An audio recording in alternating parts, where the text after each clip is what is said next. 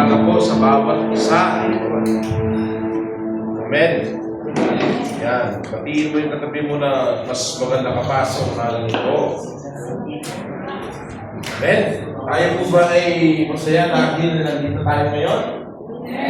Day Sunday, 6 na araw na binigyan ka ni Lord ng pag-asa na gawin mo ang lahat ng bagay at ngayon po ay bibigyan tayo ng Diyos ng 2 oras lamang upang patuloy tayo makapagbigay, makapagbalik ng papuri sa ating Panginoon. Amen po ba? Amen. So yung ating series, walang iba kundi yung isang dakilang manlalakbay at pinili ng Diyos ngayong Abril, no? Alam naman po natin na bilang isang manlalakbay, dapat you have the confidence. Sabi mo sa katabi mo, confidence. Ibig sabihin po, confidence, hindi yung pagtitiwala. No, napakahirap po na gawin ang isang bagay, pinig tayo, na wala po tayong tiwala sa ating ginagawa. Amen? Parang sa isang nagtatayo po ng isang tahanan o ng isang bahay, yung structure po niyan, madalas kung yan ay 30 square meter or 40, 50 square meter, 4 na poste lang po yan. Tama po ba? Kailangan po ng poste para ito ay lalong tumibay. So sa ating paglalakbay sa Panginoon, no, bilang isang manlalakbay, ito yung kailangan natin. Sabi mo, kailangan natin ito. No, bilang isang peregrino or pilgrims, no, kailangan meron kang confidence. Kapag ginagawa mo ang isang bagay, huwag kang pamayag na ikaw ay makukulong or masisingle out. Naintindihan niyo po ba yung sinasabi ko? For example, may kausap ng tao na yung tao na yun is medyo mas magaling sa'yo. Alam mo sa sarili mo, medyo mas matalino or something na mas knowledgeable siya sa mga situation. Then, inalaw ng Lord na ma-encounter mo yung tao na yun. Siyempre, mag-ahanda ka. Tama po ba? O kaya minsan, on the spot, may-encounter ka na tao na mas magaling sa'yo. Kailangan, kapatid, tandaan mo ito. Bilang isang manlalakbay dito sa mundong ito, kailangan alam mo yung gagawin mo. May tiwala ka sa iyong sarili. Amen po ba? Alam naman natin kung anong spiritual na kahulugan ng pilgrims. Dito po yung mga evangelist sa panahon natin na ito, mga disciples, mga lingkod ng Diyos. Tignan mo ngayon sabi mo, lingkod ba ng Panginoon yan? Amen. Ano ang layunin nito? Ang layunin nito ay maidala ang bawat tao sa kaharian ng Diyos dito pa lang sa lupa. Kaya huwag kayong magagalit, no? Huwag kayong maiinis kapag kayo po iniimbitahan sa simbahan, iniimbitahan sa mga gawain. Bakit? Kasi po mga pilgrims po yung mga yan. Ibig sabihin, mga matinding malalakbay yan. At yung paglalakbay ng mga yan, hindi nila sinasama yung kanilang mga mahal sa buhay.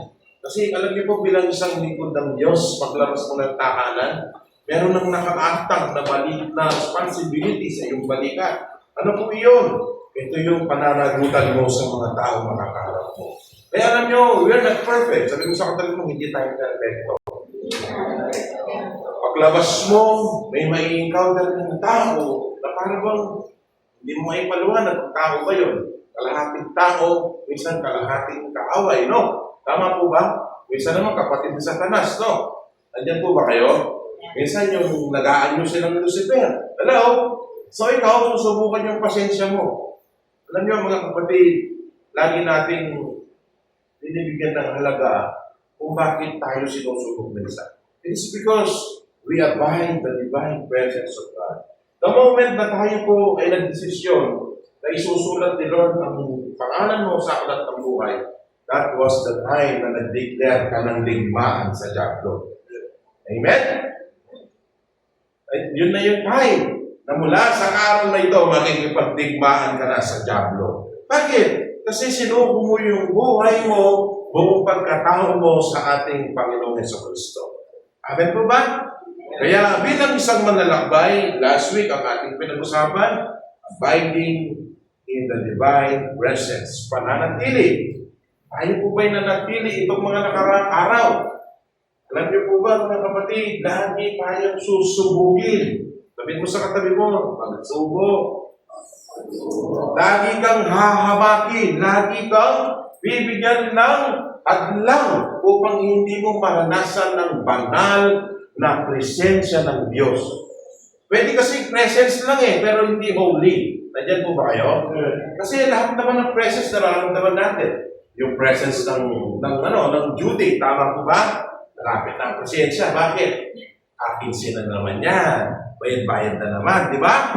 Yung presence ng katabi mo, di ba? Yung presence ng kapitbahay mo.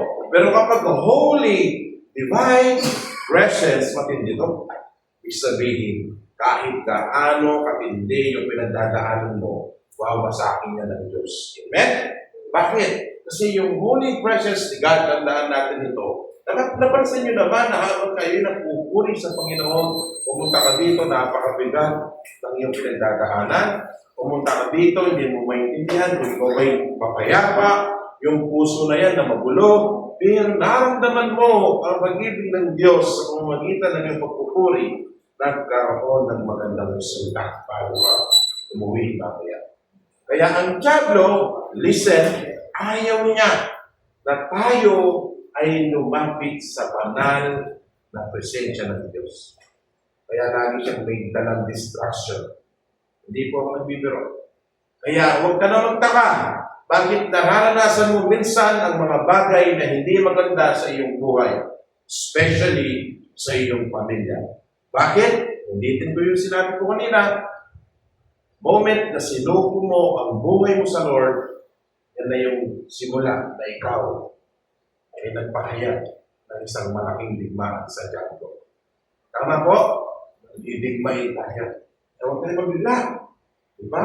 Huwag tayo mabigla. Bakit ganito ang nangyayari? Ibig lang sabihin niya, kasama ko ng Diyos.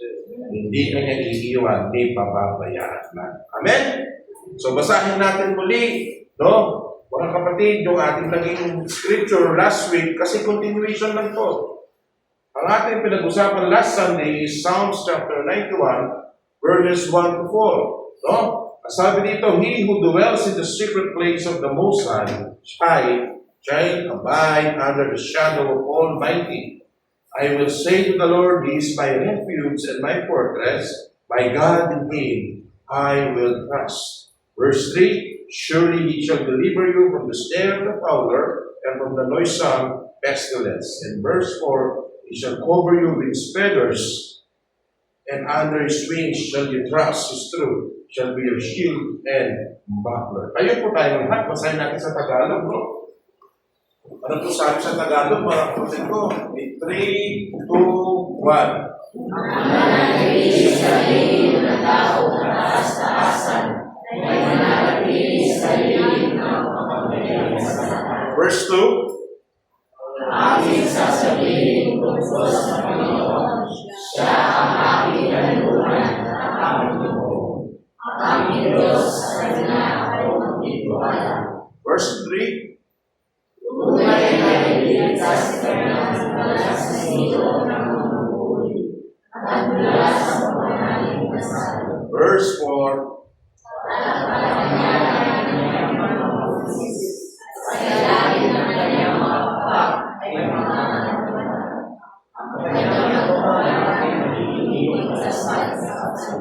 Amen. Makakaupo po tayong lahat, no? Ito po yung ating naging verse or mga verses last Sunday. Ngayon po, tuloy lang tayo sa ating pag-uusapan sa umagang ito. Week 2, ikalawang linggo. Ang ating pag-uusapan sa umagang po ito is Wailing the Invisible Shield. Sabihin mo nga sa katabi mo, shield.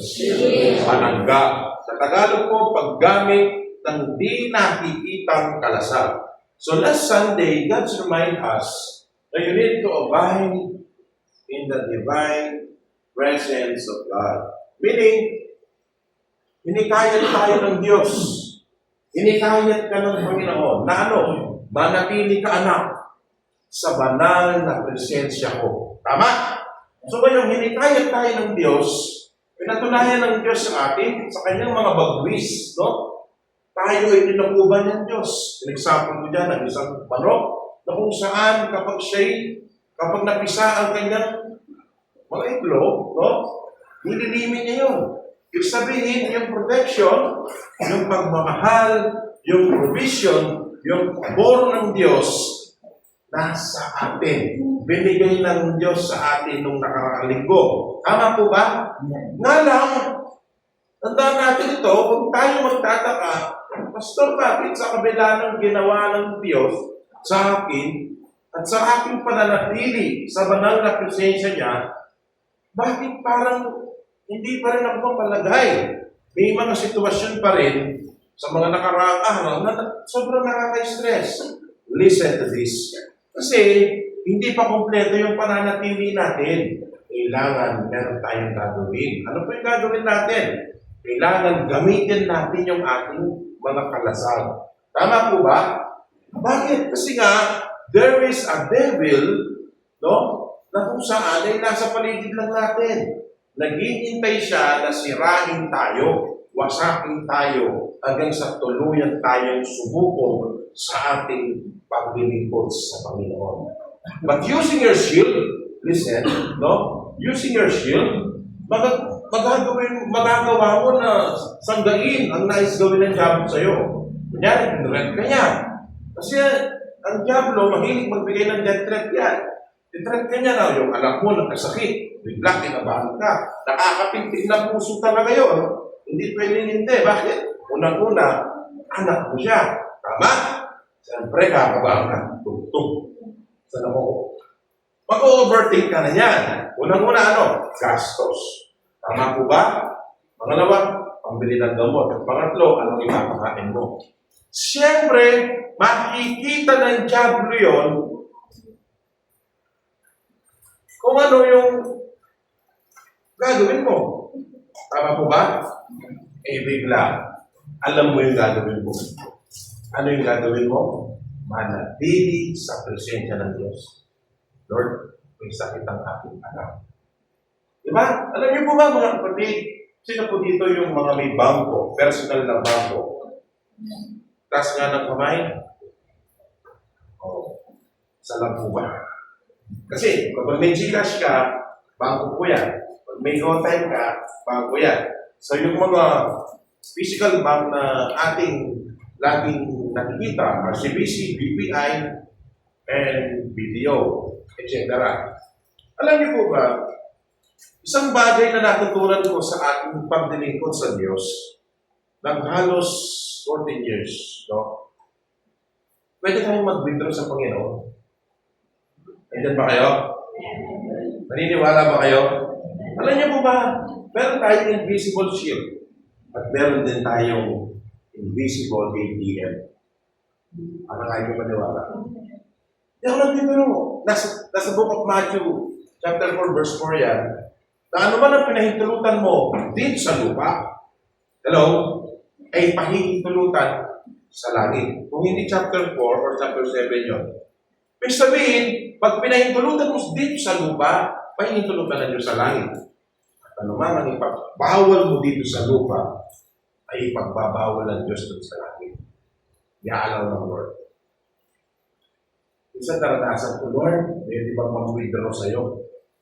Parang ikaw, ulitin ko, may naging karanasan ka na bigla kang dinistract ng kaaway. Pero, faithful ka na naglilingkod sa Lord. Sa kang lingkod ng Diyos na wala kang ibang hinangan, kundi maglingkod lamang ng maayos. Bigla, inatake ka ng kalaban. Diba? At ito nga, minsan, pakaruga na kayo. Diba? Minsan, pakabuga na ka sa halo. Minsan, patitimukin niya yung puso mo. Para ano? Para makita ng diablo. Tatawad na to. Hanggang dyan ka lang pala. Panis. Kaso, nasa presence ka ni God. Amen? Nandiyan ba tayo? Gagamitin mo yung invisible shield. They are using the invisible shield and invisible ATM. Lord, pwede ba po withdraw? Anong gagawin ng withdrawal? You will need that to God. Amen? Pray ka. Lord, may sakit yung aking anak. Nag-serve ako sa iyo. I believe, pagagalingin mo siya. Pag mabibigla ka sa mga darating na oras, araw, yung pag-withdraw, unti-unti mo na makukuha at pag-transfer yan sa invisible ATM. Are you with me? Bakit? Kailangan maniwala ka. Na tayo, makalingkod ng Diyos, binibilang niya yung ating ginagawa. Nakikita ng Diyos yung bawat sakripisyo mo. minsan, ikaw na ang hindi nakakakita niya. Tama? Binulat ka ng dyablo. Sabihin mo sa sarili mo, wala ka namang kwenta itong ginagawa ko, walang nangyayari. 10 years na, wala pa akong jowa. Ang problema, 10 years old ka pa lang eh. Joke lang. Di ba? Kaya nais ng Lord sa atin sa umagang ito, gamitin natin yung invisible shield o yung di nakikitang kalas. Amen? Sabi sa ating key text, no, pagpapatuloy ng awit or Psalms 91, sa verse 5, pagsapit ng gabi, di ka matatakot. Bakit? Kasi nasa iyo yan eh. Tama? Nasa iyo yan. Alam niyo, hindi naman dilim yung kalaban natin eh. Tama po ba? Kapag gabi, hindi naman dilim eh. Hindi naman literal na gabi tinutukoy dito. Kundi may mga gabi sa buhay mo na minsan ayaw mo nang bumangon. Gusto mo na lang, nakahilata ka na lang dyan sa pinagdadaanan mo. Yan ang ayaw ng Diyos sa atin. Amen? Gusto ng Lord, kahit sumapit man yung pinakamadilim na sitwasyon mo sa buhay, huwag kang matatakot sa anumang bagay. Amen? Bakit? Nasa iyo ang kalasag na ibinigay ng Diyos. Napansin mo ba ilang beses ka nang sinumpa hanggang ngayon hindi ka sinusumpa?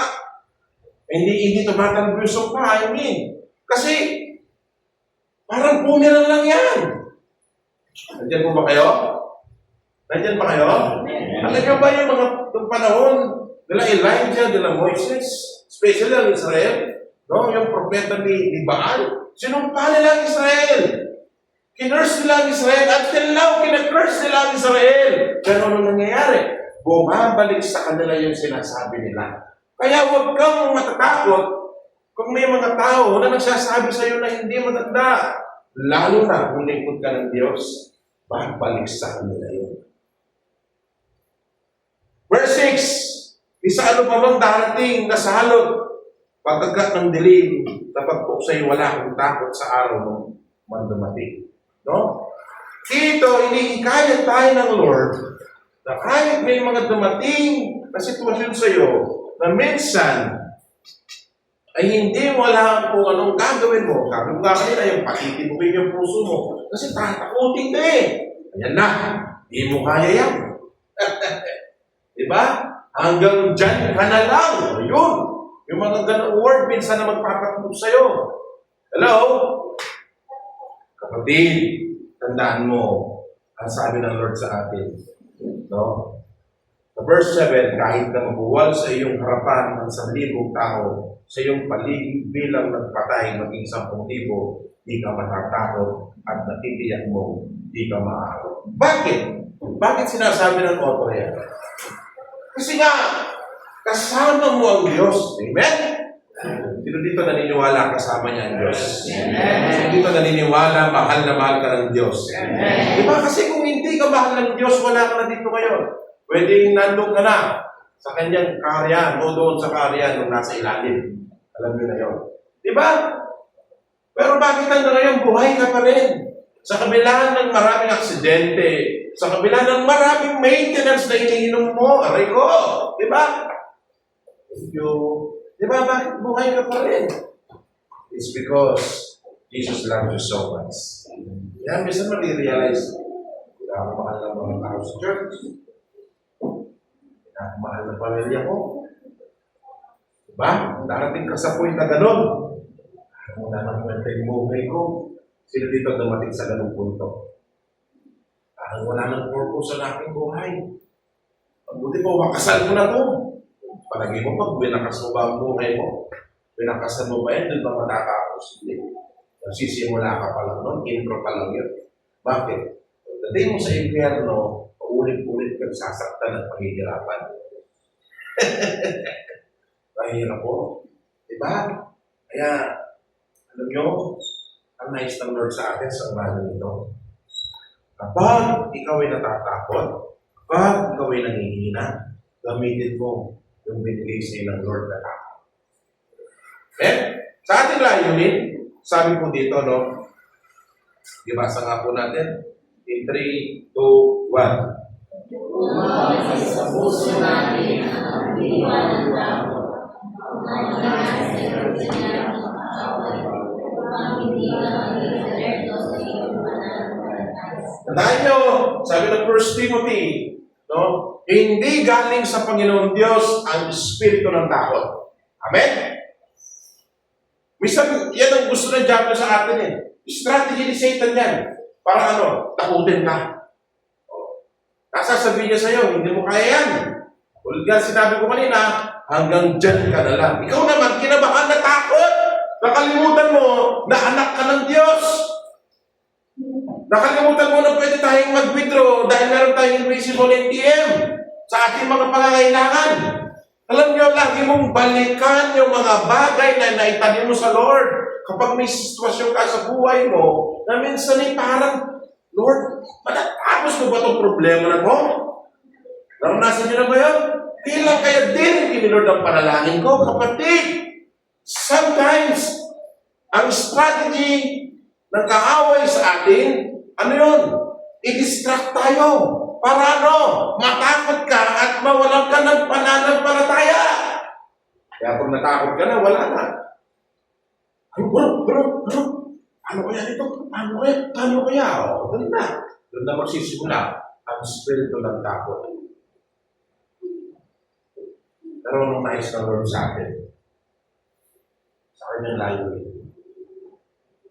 Kailangan ilagay mo sa puso mo na yung takot na minsan ay pinaparamdam ng diablo sa atin ay hindi galing sa Panginoong Jesus. Amen?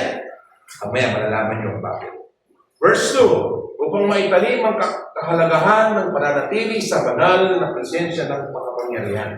Ito yung nais kong malaman natin. Bakit minsan pinamumunuhan tayo ng takot? Minsan pinamumunahan tayo ng takot? Madalas, nakatira sa ating buhay yung takot. Ayaw mong humakbang. Ayaw mong gawin yung mga bagay na alam mong in the future, magtatagumpay ka naman. Nandiyan ba tayo? Alam niyo, bilang isang lingkod ng Diyos, tinuturuan tayo ng Lord na maging matapang tayo sa ating pananampalataya. Amen? Kasi susubukin tayo eh. Unang-una susubukan yung paniniwala mo sa Lord. Ano, ganyan ba ang Diyos mo? Hanggang dyan ka na lang. Kapatid, before it's too late, no? Huwag mong pahintulutan na paunahan ka ng takot sa puso. Kasama mo ang Diyos. Sabi mo sa katabi mo, God's with you. Di ba? Hello? Ang ating pinag-usapan sa mga nakaraang linggo po, no? O nakaraang linggo, no? Pananatili sa banal na presensya ng ating Panginoon. Ang hindi nakikitang kalasag, yan po yung ating pinag-uusapan natin ngayon. Makakakita tayo ng bahagyang sitwasyon din sa ating buhay. Na para bang isip mo ng umaga, umaga, wala, katahimikan. Naranasan niyo na ba yun? Yung pag-isip mo ng umaga, yung utak mo parang magulo, naranasan mo na ba yun? Sino dito naranasan na yun? Sino dito naramdaman na yun? Yung bang pag-isip mo ng umaga, parang magdala na. Parang yung kanta, tulala sa isang tabi, di mapapali. Hello? Naranasan mo na ba yun? Diba? Bakit? Kasi, ang namumuno sa atin that time is one. Panguluan. Ima. Dinidikmahan ng diablo yung puso mo. Gusto ng diablo subuko pa. Gusto ng diablo maghina. Gusto ng diablo mawalan ka ng gana. Gusto ng diablo bitawan mo na yung bagay mo. Kung subukin ka o sige na. Titignan muna kita. Tatanggalin ko to. O, tinanggal ni Lord. Anong una? Okay ka pa eh. Sige, okay lang yan. Tapos may tinanggal na naman si Lord sa'yo. O, ano? Wait, okay ka pa naman. Eh, nung pangatlo na, aray ko! Ito hindi na okay. Hindi ka na makatulog. Hindi makatulog sa gabi. Sa kakaisip ng mga bills. Sa nakukuha nito. Hanap nito. Hello? Hanggang ang sabi ng diablo sa'yo, hello! Diba? It is me who you're looking for. Totoo yun. Diba? Ang sabi ng Diablo sa'yo, hello, ako yung hinahanap mo. Ano yun? Kabuluhan, kahirapan, kasakitan. Nag-pray ka kayo, Lord, gusto ko kung maayos yung aking buhay. Tanggalin mo itong kaguluhan at kapayapaan. Ba, sabi ni Lord sa'yo, kunin ang mga anak mo. Kahit natanggal na yung mga bagay na mahirap sa kanyang buhay na pinahahalagahan niya, lalagag na lalangin pa. Answer prayer niya.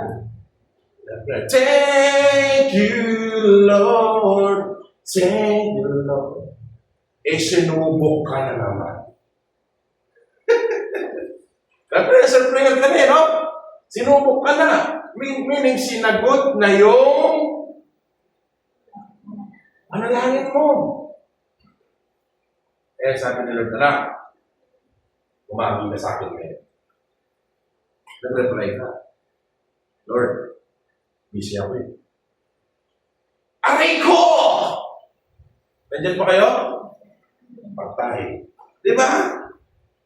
Tapos pag naman na, dumating na naman yung pagsubok, iba na naman yung tatawa. Nangihinaan ang puso mo. Bakit ba, Lord, iniiwan kita? Ang ako ngayon ay nagdurusa. Nandiyan ba tayo mga kapatid? Bakit minsan ang takot? Kasi pinag-uusapan natin takot. Namungo sa ating dibdib, sa ating puso. It is because hindi natin hinahayaan na manatili ng matagal na matagal ang Diyos sa ating puso. Amen? Gusto ni Lord, gamitin mo yung presensya niya pag may problema ka. Hindi lang kapag tinugon ni Lord ang panalangin mo. Ang gusto ni Lord, manatili ka sa presensya niya. Meaning, season or out of season, okay ka, hindi ka okay, dapat nandun ka sa presensya ng Diyos. Amen. Naman niyo ba? Mga kapatid ko. Ha? Diba? Kaya sasabihin sa inyo, gusto ko pagkatawang ko yan ulit. Diba? Palakpakan natin si Lord.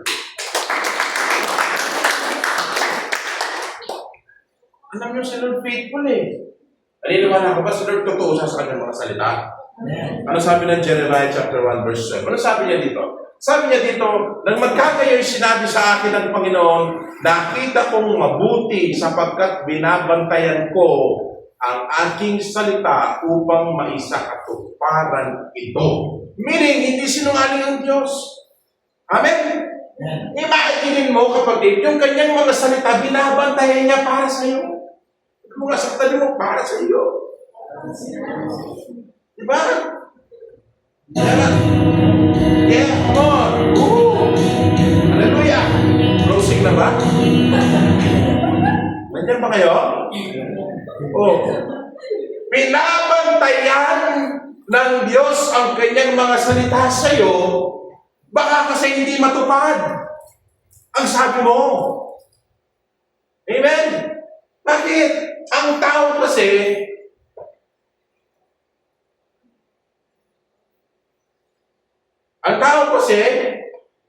kamay sa baba. Alam niyo ba yung kamay sa baba?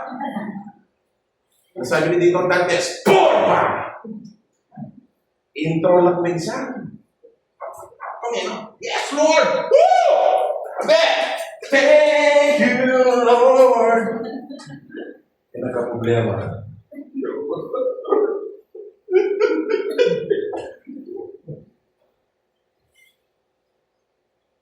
Answer prayer ka na naman. Kamay sa baba ulit! Porma! Amen?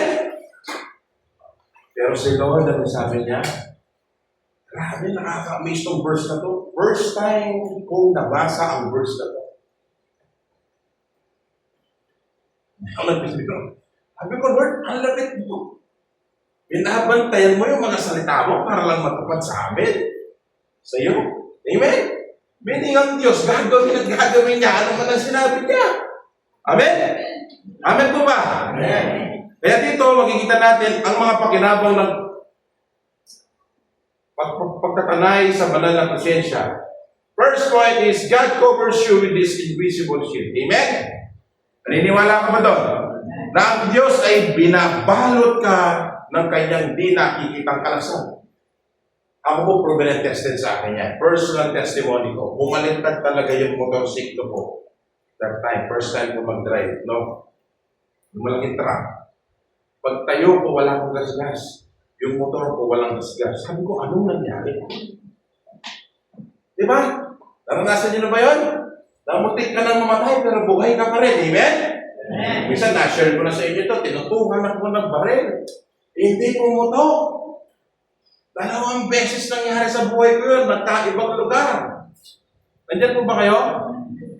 Naniniwala ka ba na ang Diyos ay pinalilibutan ka niya, binabalot ka niya ng hindi nakikitang kalasan? Kahit minsan, ay ganito lang ikaw. Ano ibig sabihin nito? Forma. Anak, kahit forma ka lang minsan, akong bahala sa'yo. Pagbalutan kita ng shield. Why? Kapag kasi napahamak ka, anak, hindi ka na magiging kagalit-galit. Kasi kung si Lord, ialaw ka niya na maduro. Ialaw ka niya na madapa. At lalong pahihintulutan ka niya magtagumpay. Ialaw ng Lord sa iyo na maging matagumpay ka sa buhay. Bumagsak, magtagumpay. Bumagsak, magtagumpay. Bumagsak, magtagumpay. Ganyan si Lord. Pero bakit hindi kanya inaalaw na mamatay ka agad? Kasi gagamitin ka pa ni Lord. Sabi ni Lord, sige, be like Jonah. Umalis ka na ng umalis. Tumakbo ka na ng tumakbo sa ministry. Sige, takbuhan mo lahat ng sentro. Huwag kang magkumi. Huwag mong gagawin yung pinangako mo sa Lord. Ihaalaw ni Lord sa iyo yan. Bagsak tayo. Bagsak tayo. Bagsak tayo. Bagsak tayo. Di ba? Mahihintulutan sa iyo ng Lord yan. Pero bakit? Tignan mo yung katabi mo. Tignan mo yung katabi mo. Bakit buhay pa rin yan? Amen! Bakit? Tignan mo yung katabi mo. Hawakan mo yung kamay. Sige, pag hindi mo ginawa yung sinasabi ko, lulubog ka dyan. Pipindutin ko mo, nasa inyo mo. Bakit? Tignan mo. O, tignan mo ngayon sa mata. Tignan mo sa mata. Kasi bakit? Mahal ng Lord dyan eh. Kaya hindi mo pwede sabihin, Lord, bakit siya pinagpapala niya ako? Hindi. Kapatid, ano sabi ni Lord? Alam mo. Nasa book of Matthew. Ano sabi ng mga Pariseo? Lord, bakit mo silang pinagpapala? Ano sabi ni Lord? O ano yun? Wala tayong makialam. Kapag yung katabi mo pinagpala ni Lord. Bakit? Mahal din. Lord, hindi naman faithful na din. Laging absent siya, Lord. Wala kang makialam. Nandiyan ba tayo? Nandiyan ba tayo? Ngayon alam mo na. Bakit buhay ka pa? Ha? Kasi mahal ka nila. Di ba si Jay? Amen? Di ba? Ang naman tayo, Lord. Kahit minsan lumalakad ka na lang, parang, di ba, masakit yung arthritis mo. Balong-balong ng pamo. Amen? Atay pa mo. Isaw pa mo. Baka pa mo. Atay. Tapos sasabihin mo, Lord, make us healthy. Wow. Wala yung bata ko. Diba? Alam nyo, yung binabasa ko, pinag-aaralan ko, hindi na ako nagtaka bakit doon ka man pinag-serve na ni Lord. Kaya huwag kang magtataka bakit hanggang ngayon nandito ka. Doon pa man iniingatan ka ng Diyos. Nandiyan ba kayo? Nandiyan po ba kayo? Nandiyan niyo. Itong pastor niyo, muntik nagmamatay. Ilang beses. Hindi ako namatay sa baril, sa kutsilyo. Sabi ko, mamamatay yata ako sa high blood. Pero hindi. Pinag-pray niyo ba ako? Pag-pray niyo, mawala lang ng panlasa. Para pumunta ko. Joke lang. Sabi sa ating verse 5, no, hindi ka matatakot. Totoo. Hindi ka talaga eh. Bakit? Alam mo, mahal ka rin ng Diyos eh. Alam niyo, pag alam mo, mahal ka ng Diyos, He loves you so much, kaya mo. Kaya huwag mo tatanggapin yung sinasabi ng diabo sa iyo na hanggang dyan ka na lang, hindi mo kaya yan. Kasi yung love ni Lord sa iyo. Yung love ni Lord, magmamanifest, depende yan sa ginagawa mo. Mahal mo ba si Lord? Amen! Oh, mahal ka ba ni Lord? Amen! Totoo yan! Gising mo ng umaga, masisilayan mo na yung sikat ng araw. Di ba? Madaya lang si Tita Christine. Inunahan tayo kay Lord. Look at, no? In-overtake tayo. Sabi ko, Lord, madaya ang kasama namin. Agad nang pupunta sa langit. Ano? Kaya sabi ni Lord dito, hindi ka matatakot dahil sa kakalibutan ng gabi. O itong nakakatakot na gabi, minsan ito yung sabi ko kanina, yung mga sitwasyon natin na parang laging madilim eh. Tama po ba? Palasoma na lumilipad sa araw. Minsan ito yung titira sa atin, ito yung babanat sa ating puso eh. Ano yun? Yung most painful moments mo sa mundo ito. Sige nga, pwede bang isipin mo yung pinakamasakit na nangyari sa buhay ko? Sa buhay mo, aray ko! Amen? Pero nasabi ni Lord, di ba? Anak, huwag kang mag-alala. Ibabalot kita ng ating di nakikitang kalasan. Nang sa ganon, tignan mo yung katabi mo. Nang sa ganon, tignan mo yung katabi mo. Tignan mo. Nang sa ganon, hindi ka na maging broken ulit. Ay naman! Yaman ng Lord. Amen? Di ba masasabihin sa inyo ni Lord yun, anak, ibabalot kita na parang lumpia ng aking kalasan. Nang sa ganon, wala nang mananakit sa iyo. Amen! Amen! O, kaya nga sabi mo, nung binabasa ko ito, kaya pala, Lord. Kaya pala lahat ng mga umaaway sa akin ay inalis mo na sa akin. Amen? Nandiyan po ba kayo?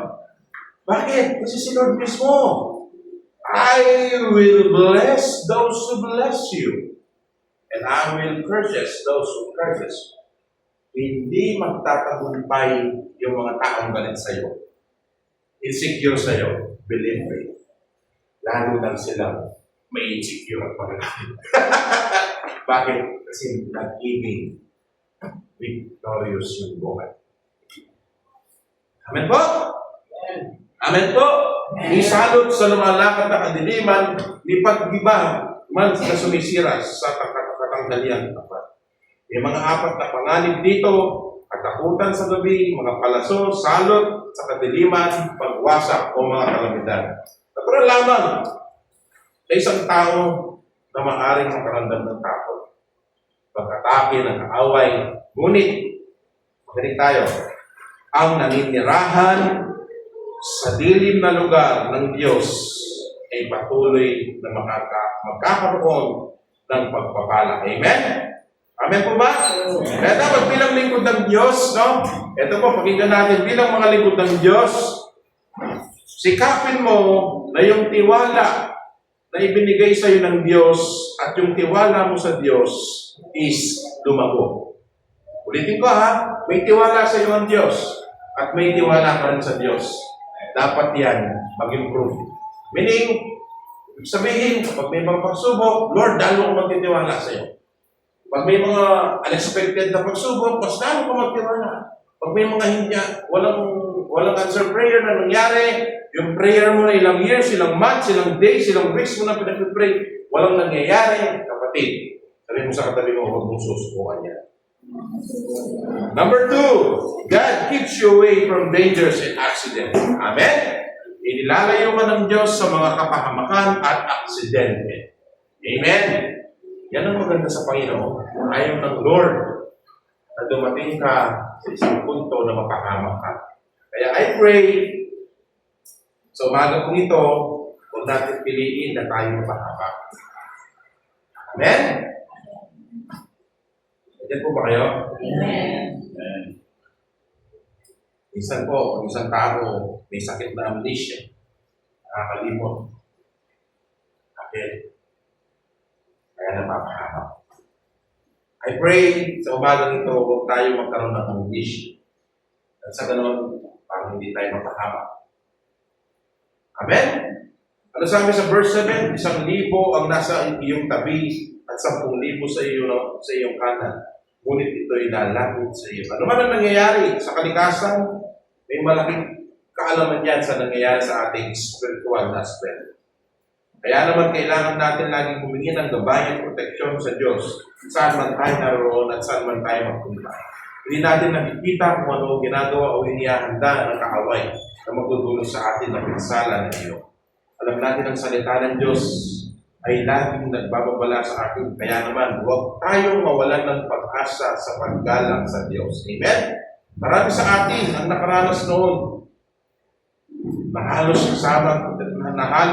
kasama ang proteksyon ng Diyos. Ngunit salamat sa Diyos sa panahon ng mga aksidente at sa una ay naligtas natin ang ating mga sarili. Amen? Bakit? Kasi nandiyan si Lord sa atin eh. Kaya ano man ang nararanasan mo ngayon, it's because of God. Amen? Ano man ang tinatamasa mo ngayon, it's because of God. Paano, Pastor, kung mahirap ang nararanasan ko? Paano, Pastor, kung bakit tuloy-tuloy yung mga gastusin? It's because of God pa. Bakit? Tinuturuan tayo minsan nila mag-budget. Amen. Nandiyan ba kayo? Amen. Hindi maganda po minsan na tayo lagi nag-uutang. Hindi ako nagbibiro. Bakit? Tuturuan ka ni Lord. Anak, pwede mangutang eh, di ba? Pero hindi naman maganda na maging habit mo yun.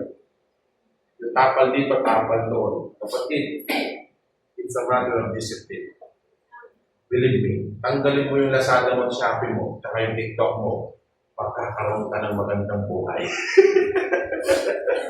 Bakit? Din yung mga pagsubok eh. Pag may dumating na isang parcel, tapos may isang parcel na naman, tapos meron na naman, yun ang pagsubok. Diyan ba tayo? Diyan po ba tayo? And ang last point, God surely punishes the wicked of the land. Sabi dito, tiyak na parurusahan ng Diyos ang mga masasama sa lupain. Totoo to. Kaya yung nangyayari ngayon sa ating government, kapatid, iniingatan ka ni Lord. Bakit? Siguro, isa magtataka ka, bakit? Hindi ako yung nasa posisyon na yun. Siguro, kung ako yung nasa posisyon na yun, I will bless those people, I will help many people. Hindi. Bakit hindi ka linagay ng Lord doon? Kasi nga, hindi ka para doon. Yan po ba tayo? Amen. Ako minsan hindi na ako magtataka. Matagal ako nagtrabaho sa City Hall, sa DILT, sa Supreme Court. Matagal ko nagtrabaho dyan. Ngayon sa opisina ng abogado, no fear. Bakit tinagalang ng Lord doon? Kasi nakita ko yung bulong eh. Yung bulong ng sistema. Nakita ko. Akala ko sa City Hall lang. Tapos inalaw ng Lord sa court. Grabe. Grabe talaga. As in, grabe. Pero, ano sabi ni Lord? God surely punishes the wicked. No? Lahat ng mga katiwalian, kasamaan sa mundong ito, lahat yan mawawala. Look at the richest of families sa Amerika, ang family Kennedy. Alam niyo ba ang pamilya Kennedy, ang ginagawa, kaya nilang pasabugin ang isang city. Kaya nilang i-wipe out yun. Hindi yung pamilya na yun. Pamilya lang ha, isang pamilya lang. Ano nangyari sa kanila? Plane crash. Patay. Alam, buhay natin, tandaan natin ito, makilig tayo, ang buhay ng isang tao, minsan lang. Kaya habang nandyan yung buhay na yan, believe me, paggamit mo sa Diyos. Amen? Kapag yung buhay na yan, no, hindi mo pinagamit sa Lord, may paglalagyan ka sa Diyos. Hindi ako nagbibiro. Ako po, mga kapatid, ako isang Jonah ng panahon na yun. Ilang beses akong tumakbo sa aking pagkatawag sa Diyos. Ilang beses kong tinalikuran ng Diyos. Nag-backslide kasi ako eh. Nang dahil lang sa aking sariling pagdaramdam. Ako hindi na ako si church. Hello? Ganyan yung ugali ng mga Christian pala. Pero alam nyo, later on, na-realize ko, it is not the attitude of the people. It is yours. nais yung ugali natin. Kaya nga, tapat si Lord. The question is, tayo po ba mga kapatid? Handa ba natin ilaban ng Diyos? Mahal ka ni Lord. Amen? The question is, mahal ba natin si Lord? Ano sabi dito? Makikita mo lamang sa pamamagitan ng iyong mga mata ang gantimpala ng masasama. Anong ibig sabihin ng Panginoon dito? No? Dahil tayo po ay tinubos ng Diyos. No? Mula sa ating mga kasalanan at ngayon po ay pinalo ng Diyos. Hindi na natin nakikita yung mga bagay na walang kwenta. Kunyari, sa mundong yan, ang ginagawa nila, ano po nga? Tama po ba? Sa atin, anong nakikita natin? Ang nakikita natin is, eternal. Tama? Yung ating pag-disciple, yung paghayo natin, yung pag-Bible study natin, di ba? Yung pag-invite natin, yan na yung ating purpose ngayon. Tama? Yung pananalangin natin, yung paglilingkod natin, diyan na umiikot yung ating mundo ngayon. Pero dati pagising sa umaga, di ba? Ano gagawin mo? Aalis ka, uuwi ka lasing. Di ba? Wala kang purpose, hindi mo mahal ang pamilya mo. Nagtrabaho ka para sa bisyo mo. Dati ganun ang buhay natin. Pero nung nakita natin yung totoong buhay sa Panginoon, ano nangyari? Nagkaroon ng magandang pananaw ang ating isip. Okay. Amen po ba? Kaya sabi dito, makikita mo lang sa pamagitan ng iyong mga mata ang gantimpala ng masama. Ano bang gantimpala ng masama? Di ba? Wala. Amen? Wala silang ibang kapupuntahan kundi kapahamakan. Kaya kung yung kaibigan mo, hinihikayat ka sa masama. Yung kasama mo, hinihikayat ka sa masama, huwag kang mapagod, maging mabuti. Amen? Bakit? Hindi naman karuwagan na minsan sa away ay umatras ka at hindi ka bawasan sa ating pagkatao na minsan tayo humingi ng tawad sa mga taong alam natin na kasada sa atin. Amen? Baliktad, no? Sila na nga nagkasalay, ka pa magsusorry. Kasi nga nag-iba yung layunin ng puso mo. Iba na yung nakikita mo. Bakit? Ano ba sabi ni Lord? Do not take revenge, my friend. Leave room from my wrath. For it is written, vengeance is mine, says the Lord. The more na tayo gumaganti, the more na tayo gumagawa ng hindi maganda, the more na tayo nagagalit sa ating mga kapwa. Walang nangyayari, lalo na sila binibless ni Lord. Isa nag-pray ka, Lord, mamatay na sana yung kapitbahay ko. Huwag naman. Amen? Nandiyan pa kayo? Huwag naman. Sabi mo sa katabi mo, huwag naman. Diba? Isa nag-pray ka, Lord, kunin mo na yung katabi ko. Wah! No. Lord, itong tao na to, na nagpasama ng loob ko, kunin mo na. Wag. Ang sabi ni Lord, anak, diba? Huwag kang maghihiganti. Ano sabi ni Lord? Do not take revenge. Bakit? Sige, i-analyze natin na mabuti ha. Bakit ayaw ng Diyos na maghiganti ka? Kasi unang-una, pinago ka na ni Lord. Amen? Tama po ba? Ako po naranasan kong murahin sa kalsada.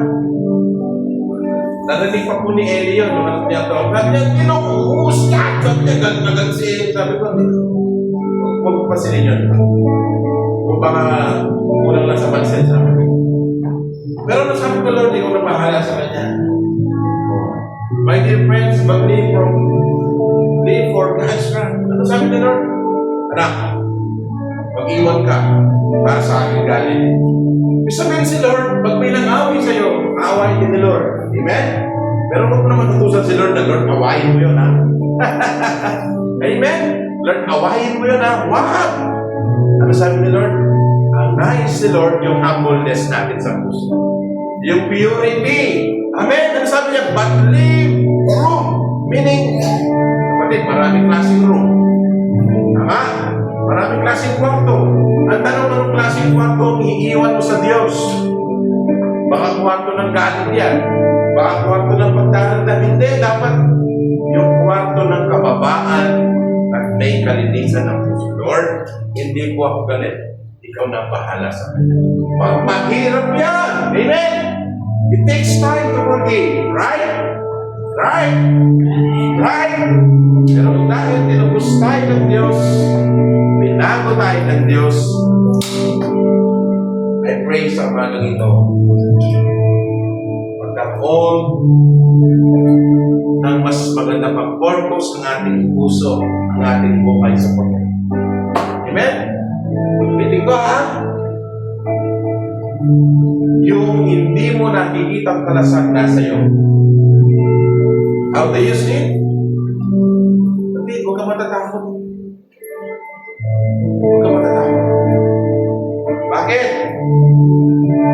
If God is with us, sabi ng Romans 8:31, if God is with us, who can be against us? No one. Diba? Kapag ang Diyos ay sumasa atin, walang sino man. Diba? Walang sino man na pwede umaway sa atin. Walang sino man na pwede malapit sa iyo.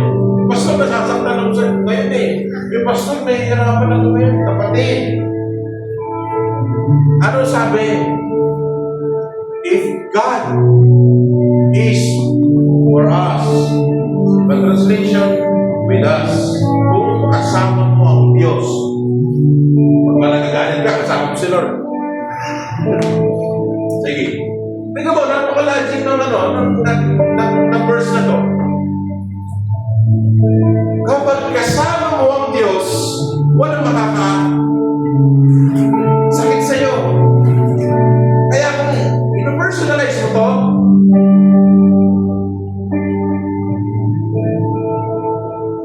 kung kasama mo yung ating kasakitan, pagdaramdam, may makakasakit mo sa akin. Meron! Di ba? Tama? Kung kasama mo yung aking pagtatampo, meron bang makakasakit? Meron! Ano ang sabi? If God is for us, kung kasama mo ang Diyos, ang sabi dito, ibig sabihin, kapag totoo kasama mo ang Diyos, walang makakagabi sa iyo. Amen? Because of His invisible shield na binigay sa atin. Pero kapag kasama mo, galit, pagdaramdam, nako, binuksan mo yung kwarto ng diablo sa buhay mo. Kaya napansin mo ba kung nag-pray ka, tapos galit ka, walang nangyayari? Useless. Naranasan mo ba, nag-pray ka, pero masama yung loob mo? Useless. Naranasan mo ba, kung nagtuturo ka, walang epekto? Useless. Why? The question is, kasama ko si Lord? O baka iba yung kasama mo? Baka iba na yung dinadala mo? Amen? Baka yung dala mo, hindi na daw, hindi na siga. Baka puro na lang inalangin. Kasi, gusto ng Lord lumaya tayo. Amen? Pero dito, gusto niya na, si Lord na ang sa akin. So dito sa umaga ito, gusto niya, Lord, nakaya ko sa anong bagay na naging alipin at palipin sa akin. Ulitin ko ha, no one can separate you from the love of God. Pero sometimes, merong nagpapahiwalay sa atin. Sino yun? Our pride. Galit. Takbo. Pagkaangan. Kaya minsan yung presence niya, ang bigat. Sinesis mo pa yung Holy Spirit. Kapatid, God is with us. Kahit sino pa yan, kahit ang demonyo pa yan, walang sino man ang pwede kumapag sa iyo. Sa ating pagtatapos, ang mga masunuring Kristiyano ay lubos na pinagpahal. Dahil hindi natin kinukwestiyon ang katotohanan ng salita ng Diyos. Dahil dito meron tayong lahat ng dahilan upang maging masaya at panatag dahil sa mga pangako ng Diyos ay totoo sa atin. Tayo ay lubos na mapalad at may pribilehyo manatili sa banal na presensya ng Diyos kung kung saan natin matatagpuan ang tunay na kapayapaan at seguridad na ating kailangan. Maraming tao sa ating paligid ang natatakot at nalilito. Ngunit taglay mo ang baluti at kalasar dahil sa iyong pananampalataya. Amen? Wala yung conclusion. Kaya dapat maintindihan natin, no? Ulitin ko, ha? Tayo ay mapalad at may pribilehyo manatili sa banal na presensya ng Diyos. Kung saan natin matatagpuan ang tunay na kapayapaan at seguridad na ating kailangan. Maraming tao sa ating paligid nababalot, natatakot, nalilito, ngunit taglay mo ang baluti at kalasar dahil sa iyong pananampalataya. Kaya, God is with us. Now the question is, are you with God?